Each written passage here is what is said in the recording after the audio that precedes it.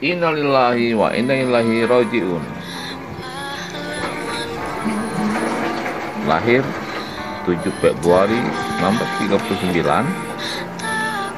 Hari ini 4 Juli 2021. Namun dia juga yang menyarankan Soeharto mundur. Terakhir, mantan pemimpin redaksi, pendiri dan penanggung jawab Harian Pos Kota, yang juga pernah menjadi Menteri Penerangan, yang dikenal dengan ikon menurut petunjuk Bapak, ini akhirnya menghembuskan napas terakhir setelah sempat dirawat di rumah sakit medis keras.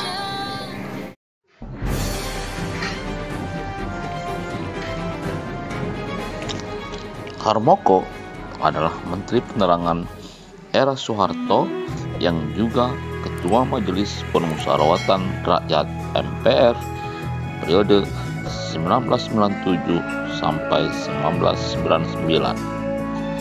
Sebelumnya, dia adalah wartawan dan pernah cukup lama menjadi Menteri Penerangan RI kepercayaan Presiden Soeharto di masa Orde Baru.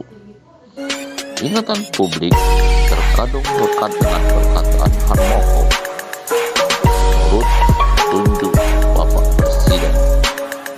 Kalimat ini sudah menjadi ikon Harmoko.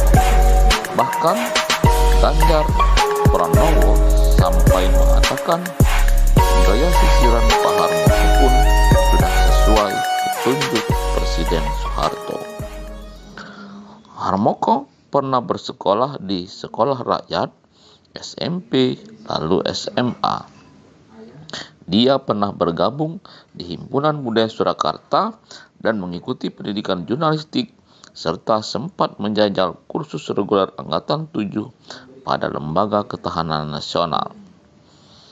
Harmoko pertama kali menjadi wartawan dan kartunis di Harian Merdeka. Sempat menjadi wartawan Badan Pendukung Soekarno atau BPS, dibentuk pada 1 September 1964 sebagai wadah perlawanan terhadap pers komunis. Harmoko dikeluarkan dari Persatuan Wartawan Indonesia PWI pasca BPS bubar. Dia lalu menjadi wartawan harian Angkatan Bersenjata pada 1964. Setahun sebelum peristiwa 30 September terjadi. Harian Angkatan Bersenjata adalah koran yang disponsori militer. Koran ini pula yang menjadi satu-satunya koran yang terbit pada 1 Oktober 1965 dan semenjak itu menjadi rujukan pada berita penumpasan Partai Komunis Indonesia. Harmoko juga pernah menjadi penanggung jawab redaksi sekaligus memimpin redaksi Merdiko, harian berbahasa Jawa kurun 1966 sampai 1968. Selanjutnya, pada 1968, Harmoko menjabat pemimpin dan penanggung jawab harian Mimbar Kita. Karir Harmoko di bidang jurnalistik semakin memuncak. Pada 16 April 1970, ia mendirikan Pos Kota, koran yang memenuhi kebutuhan informasi rakyat di Jakarta perkotaan.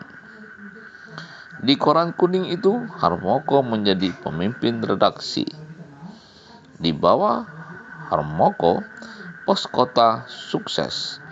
Oplahnya konon bisa menembus 200.000 eksemplar pada tahun 1983. Dia aktif lagi di Persatuan Wartawan Indonesia, organisasi wartawan yang pada masa itu condong kepada pemerintah. Karena itu, Harmoko dilirik Soeharto.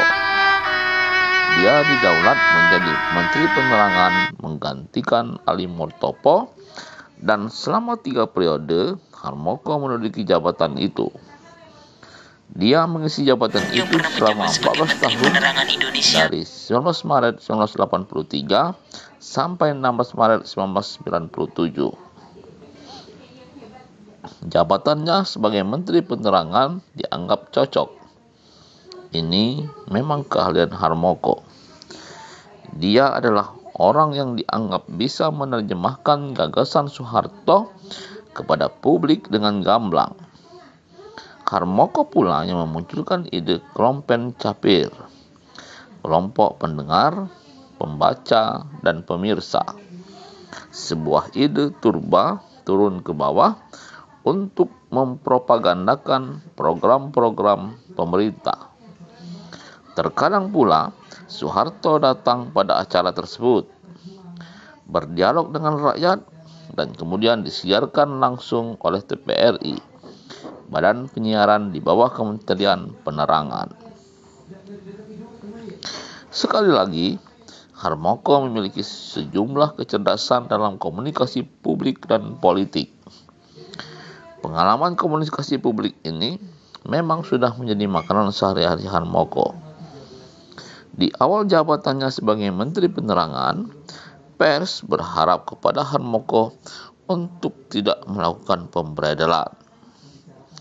Tapi toh pemberedelan dilakukannya juga pada 9 Juni 1994. 3 media, Tempo, Detik, dan Editor tetap diberedel karena memberitakan ada dugaan markup dari 12,7 juta US dollar menjadi 1,1 US dollar miliar saat pemerintah membeli 39 kapal bekas dari Jerman Timur. Harmoko akhirnya menandatangani pemberedelan itu. Ia paham bahwa pemberedelan itu menyakitkan karena dia orang pers, tapi tetap saja ia melakukan karena memang sudah sesuai dengan petunjuk Bapak Presiden. Selain menjabat Menteri Penerangan, Harmoko juga pernah menjadi Ketua Golongan Karya sejak 1993 hingga 1998. Partai ini selalu mengusung Soeharto sebagai Presiden Indonesia pada setiap sidang umum MPR. Harmoko saat itu memang lebih loyal kepada Soeharto. Loyalitas ini pula yang menempatkannya sebagai Ketua Umum Golongan Karya atau Golkar. Di partai bernama Pohon Beringin ini, Harmoko menjadi orang pertama yang menjabat Ketua Umum dari lingkungan sipil. Harmoko melalui program Temu Kader dan Safari Ramadan terus melakukan kampanye Partai Golkar. Hampir tiap hari beritanya muncul di media massa, membuat ia semakin tenar. Dengan gaya komunikasi yang egaliter, Harmoko berkampanye di seluruh wilayah Indonesia. Hasilnya, pada pemilu 1997, Golkar meraup 84.187.907 suara atau menguasai 74,51% kursi di Dewan Perwakilan Rakyat. Dengan data seperti itu, Harmoko yakin bahwa rakyat masih mendukung Presiden Soeharto. Karena itu pula, ia berani mendorong Soeharto untuk kembali menjadi presiden. Semua di luar dugaan Harmoko. Adalah politikus Mei Partai Golkar 1998, gelombang reformasi menggulung.